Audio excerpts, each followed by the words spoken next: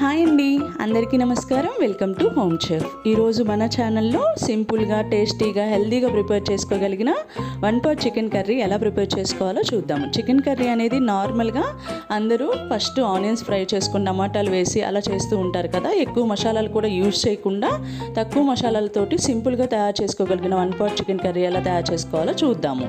ముందుగా 1/2 kg chicken తీసుకొని 1 tea spoon పసుపు వేసుకొని, 2 టీ స్పూన్ల ఉప్పు వేసుకొని, 2 టీ స్పూన్ల కారం కూడా వేసుకోండి. ఇప్పుడు ఇందులోకి బ్రౌన్ ఆనియన్స్, జీలకర్ర, ధనియాలు, 2 లవంగాయలు కలిపి పేస్ట్ చేసుకున్న పేస్ట్, 1 పచ్చిమిర్చి ముక్కలుగా కట్ చేసుకొని వేసుకోవాలి.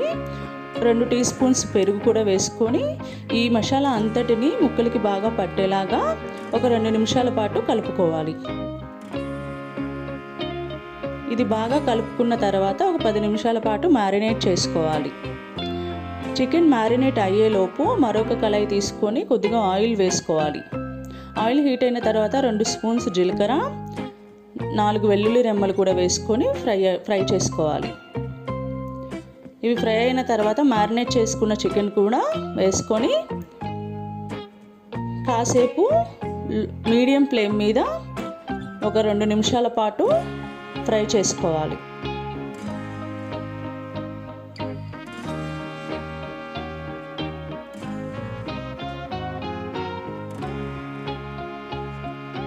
తర్వాత మూత పెట్టి మరో 3 నిమిషాలు ఫ్రై అవనివ్వాలి.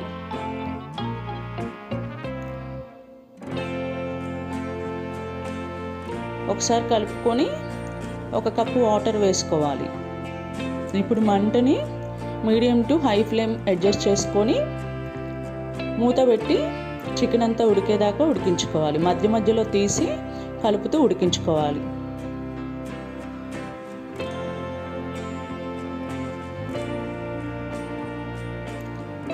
ఒక 5 నిమిషాల తర్వాత మూత తీసి చూస్తే ఇలా చక్కగా చికెన్ అంతా కుక్ అయి ఉంటుంది.